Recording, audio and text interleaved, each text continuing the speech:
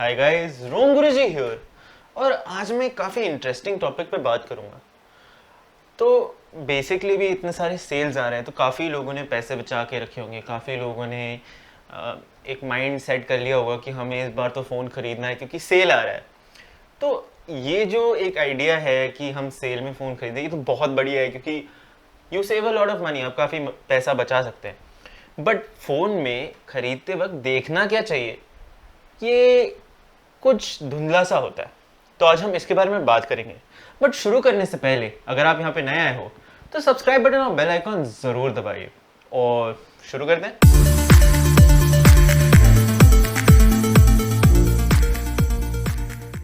पहली चीज़, अगर आप एक नया फ़ोन खरीदना है सोच रहे तो सबसे पहले आपको दो चीज़ों में डिसाइड करना है।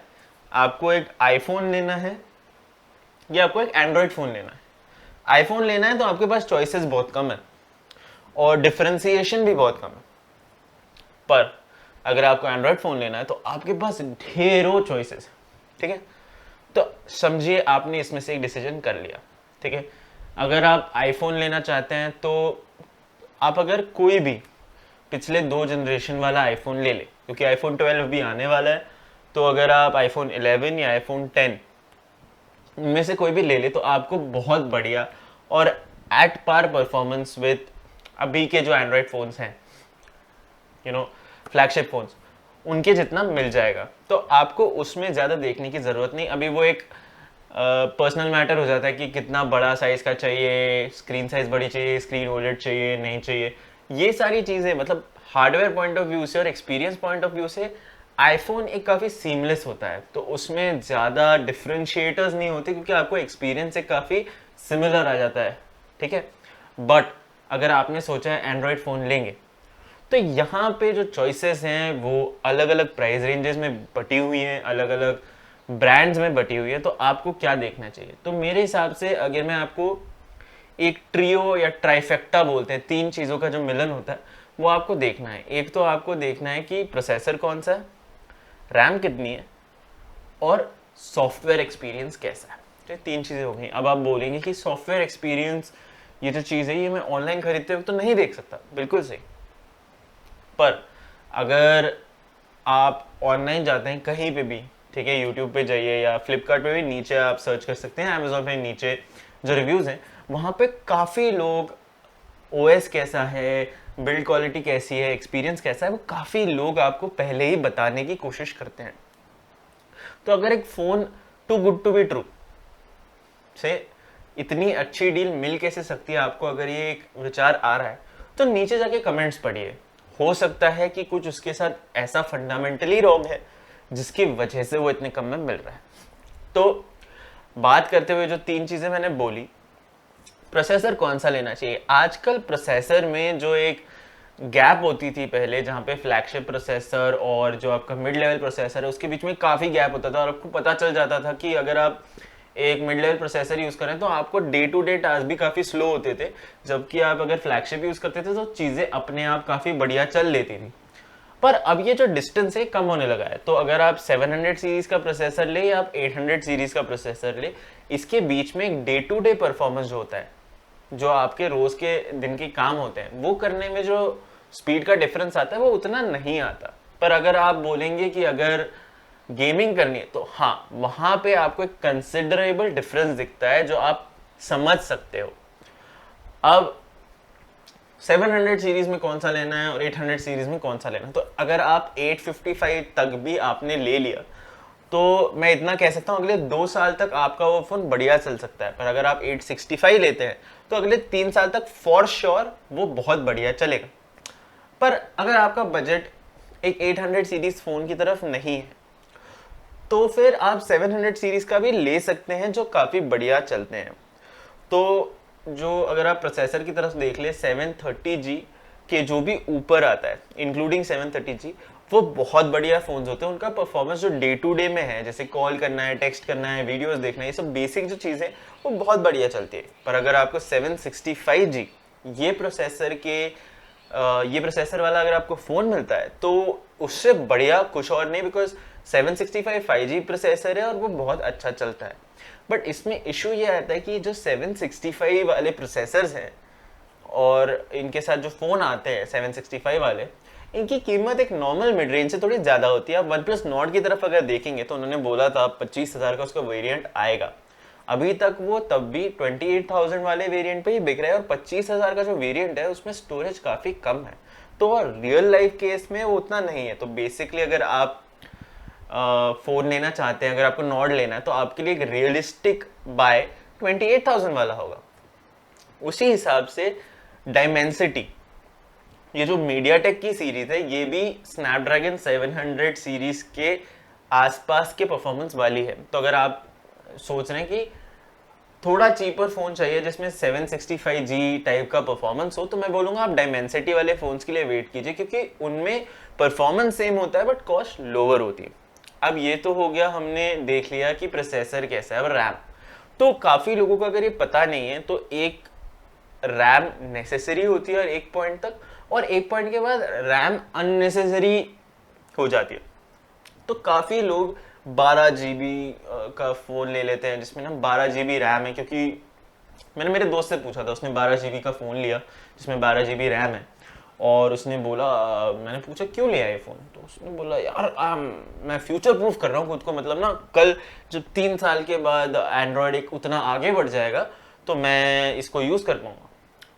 सो सच बोले तो 6 GB RAM more than enough हो जाती है किसी भी फ़ोन को, एंड्रॉयड फ़ोन को आजकल ठीक से चलाने के लिए, क्योंकि जो गेम्स हैं वो उतने रैम हैवी अभी तक नहीं हुए हैं, जो नॉर्मल ऐप्स है वो भी उतनी रैम हैवी नहीं हुई। तो आप एक 6 GB के फ़ोन में भी बहुत आराम से मल्टीटास्किंग कर सकते हैं। मोर ओवर आजकल जो नए फ़ोन्स आते हैं उसमें रैम का एक लेटेस्ट वर्जन होता है LPDDR5, तो with that 6 GB more than enough होती है। और अगले 2 साल में अगर आप बोलेंगे कितनी रैम आपको रिक्वायर्ड हो सकती है, तो max to max 8 GB, but उसके आगे आपको एक रैम रिक्वायरमेंट नहीं हो सकती, क्योंकि जिनको पता नहीं, अगर विंडोज़ को आपको डिसेंटली चलाना है, मतलब आपको वीडियो एडिटिंग नहीं करनी है, आपको हैवी इंटेंसिव ग्राफिक डिज़ाइनिंग नहीं करनी है, पर तब भी आपको एक नॉर्मल विंडोज़ 10 मशीन चलानी है, तो आप 8 GB में आराम से वो मशीन चला सकते हैं। सो जो 10 GB के ऊपर वाले रैम वेरिएंट्स होते हैं वो एक तरह का बस एक शो होता है, तो you don't need to go for that, आपको उतने रैम की ज़रूरत नहीं है realistically. But minimum 6 GB RAM वाला फ़ोन एक नेसेसिटी है, क्योंकि उससे नीचे जो भी फ़ोन होते हैं उनका जो परफॉर्मेंस होता है वो बिलो एवरेज होता है, तो आपको हैंगिंग, मल्टीटास्किंग में प्रॉब्लम्स आ सकती है। अब ये हो गया हमारा रैम, और फिर आता है सॉफ्टवेयर एक्सपीरियंस। तो काफ़ी लोग इसकी तरफ ध्यान नहीं देते, और उनमें से एक मैं था टू अ सर्टेन डिग्री। तो मुझे एक कस्टम रोम डेवलपमेंट और कस्टम रोम यूज़ करने का शौक है, तो मैं यूजुअली ज़्यादा ध्यान नहीं देता था कि इनबिल्ट क्या आता है, जो स्टॉक रोम बोलते हैं, जो कंपनी डाल के देती है वो क्या आती है। बट अगर आप एक्चुअल एक यूज़र है तो आपके लिए काफ़ी इरिटेटिंग सा कंसेप्ट हो जाएगा जब आपको रियलाइज़ होगा कि आपके फ़ोन की जो स्टॉक रोम है वो एक बहुत स्लो और इरिटेटिंग से बग्स वाली है। जैसे मैं iQOO 3 यूज़ करता हूँ जिसमें हार्डवेयर टॉप नॉच है बट उसका सॉफ्टवेयर बहुत ही बेकार है, तो उसकी वजह से जो एक्सपीरियंस है मुझे वो एक मीडियोकर फ़ोन का आ जाता है। तो अगर आप फ़ोन ले रहे हैं तो जैसे अच्छे अच्छे ब्रांड्स आजकल अपने एक यूज़र एक्सपीरियंस को अपग्रेड कर रहे हैं, और अगर वो नहीं कर पा रहे हैं तो वो आपको अलाउ करते हैं कि बूट लोडर अनलॉक कर दीजिए। तो जो डेवलपमेंट कम्युनिटी होती है, जैसे पैरानॉइड एंड्रॉयड हो गया, साइनोजन मॉड का भी लीनिएज ओएस हो गया, ये सब आप यूज़ करके एक बेटर एक्सपीरियंस ले सकते हैं अपने ऑपरेटिंग सिस्टम से। तो आपको इसमें क्या ध्यान रखना है, आप अगर रियलमी ले रहे हैं, शाओमी ले रहे हैं या वन प्लस ले रहे हैं, तो इन तीनों ब्रांड्स में आपको बूट लोडर अनलॉक करने की फैसिलिटी है। इनकी बहुत ही बढ़िया डेवलपमेंट कम्युनिटीज़ होती है, तो इनके लिए कस्टम रोम अवेलेबल होने में कोई प्रॉब्लम नहीं है। और इनबिल्ट जो इनका ओएस आता है, जैसे आप एंड्रॉयड 11 वाला वन प्लस ले लीजिए, आप टू बी ऑनेस्ट ओप्पो का भी जो नया एंड्रॉयड 11 वर्जन आ रहा है वो बहुत बढ़िया है। तो ये सारी कंपनियां एक मूव फॉरवर्ड कर रही है, जो इनका ओएस है वो बेटर हो रहे हैं, तो आपको एक अच्छा एक्सपीरियंस मिलेगा। बट कंपनी है जो वीवो है, वीवो अभी भी एंड्रॉयड 7 वाले ज़माने में फंसा हुआ है, उन्होंने अपग्रेड्स नहीं किए, उन्होंने उनकी क्वालिटी इंप्रूव नहीं की। तो आपको उस चीज़ का ज़रूर ध्यान रखना पड़ेगा अगर आप एक फ़ोन ले रहे हैं। तो इसका सबसे बेस्ट तरीका अगर मैं आपको बताऊं कि कैसे देखना है, तो आप अपने फ़ोन का नाम, जो आपने फ़ोन डिसाइड किया लेने का, उसके आगे XDA लगाइए और आप गूगल पे सर्च कीजिए। आपको जो भी पहला रिजल्ट आएगा वो XDA फोरम से आएगा मोस्टली। उस पर जाइए, देखिए कितने स्टॉक रोम, कस्टम रोम्स अवेलेबल है। अगर इसके लिए कस्टम रोम अवेलेबल है तो ये एक डेवलपमेंट फ्रेंडली फ़ोन है, मतलब इस फ़ोन में कस्टम रोम डेवलपमेंट होती है। इससे इंश्योर क्या होता है, काफ़ी फ़ोन्स हैं जो काफ़ी पुराने हो गए, जैसे OnePlus 60 है, काफ़ी पुराना हो गया है, बट उसके लिए सबसे पहले Android 11 स्टेबल एक रोम रिलीज हो चुकी है, जिसका वीडियो ऊपर किया हुआ है मैंने। तो ये सारी चीज़ें यूज़ करके आपको काफ़ी अच्छा एक एक्सपीरियंस आता है इन अ लॉन्ग टर्म। बट जिनके लिए डेवलपमेंट अवेलेबल नहीं होती, कंपनी जब उनको अपडेट देना बंद कर देती है, उसके बाद लोगों का एक्सपीरियंस बुरा हो जाता है। तो ये तो हो गया बेसिक चीज़ें। अब आपको चार्जिंग कितनी रिक्वायर्ड है, तो चार्जिंग रियलिस्टिकली अगर बोले तो 30 वॉट्स की जो चार्जिंग है वो मोर देन इनफ है। अगर आप वन प्लस का फ़ोन लेते हो तो उनकी 30 वॉट चार्जिंग ऑप्टिमाइज्ड है, तो वो नॉर्मल किसी और कंपनी के 30 वॉट से बेटर चार्ज करती है। अगर आप वीवो लेते हो या रियलमी लेते हो तो रियलमी की जो चार्जिंग स्पीड है वो फास्टेस्ट इन द इंडस्ट्री है। तो ऑब्वियसली असूस ROG 3 के अलावा 90 वॉट है उसमें, पर रियलमी की जो चार्जिंग है वो बहुत बढ़िया है, ठीक है। तो अगर आप वो देख रहे हो तो charging wise Realme has the crown. Best charging होती है उनकी और काफ़ी अच्छी क्वालिटी की होती है, हीटअप्स उतना नहीं होता है। अब बात करते हैं आपको डिस्प्ले की। तो डिस्प्ले में आपको हमेशा एक चीज़ देखनी है, LED LCD। इसमें डिफरेंस क्या होता है, LED में जो पिक्सल्स होते हैं वो इंडिविजुअली लिट होते हैं, तो हर पिक्सल के पीछे एक उसका LED होता है, इसलिए वो OLED डिस्प्ले, AMOLED डिस्प्ले इस तरह के होते हैं। LCD होता है, उसमें लिक्विड क्रिस्टल्स होते हैं और साइड से जो होता है एक लाइट जाती है जिसकी वजह से आपको दिखता है। तो उस सिनेरियो में LED का जो ब्लैक्स होते हैं वो बेटर होते हैं, शार्पर इमेज होती है, क्वालिटी बेटर होती है। बट इसमें क्या होता है, जो हायर रिफ्रेश रेट होता है वो थोड़ा कॉस्टली होता है अगर LED में आपको डालना है तो काफ़ी कंपनियां हायर रिफ्रेश रेट को LCD में डालती हैं। तो इन सिनेरियो में आपको एक क्या चीज़ समझने की ज़रूरत है कि आपकी रिक्वायरमेंट क्या है। अगर आप गेमर हो, and I am being honest here, अगर आप एक हार्डकोर गेमर हो तो आपके लिए हायर रिफ्रेश रेट ज़्यादा मैटर करेगा। बट अगर आप एक डेली यूज़र हो तो अ लॉट ऑफ टाइम्स वो रिफ्रेश रेट आपको इतना फ़र्क नहीं देगा। तो मेरे हिसाब से अगर आप एक डेली यूज़र हो तो हाँ, हायर रिफ्रेश रेट से थोड़ी स्मूथनेस बढ़ जाती है, but it is not a deal breaker. तो अगर आप एक डेली यूज़र हो जिसको नॉर्मल टेक्सटिंग करनी है, सोशल मीडिया स्क्रॉलिंग करनी है, उनके लिए अगर अवेलेबल नहीं है LED में आपको AMOLED डिस्प्ले में हायर रिफ्रेश रेट, तो भी अगर स्क्रीन क्वालिटी बढ़िया है तो आई वुड सजेस्ट आप AMOLED स्क्रीन वाले फ़ोन की तरफ देखिए। अब ये सब तो एक सिंपल चीज़ है, आपको कौन से फ़ोन से क्या एक्सपेक्टेशन रखनी चाहिए ये भी बता देता हूँ।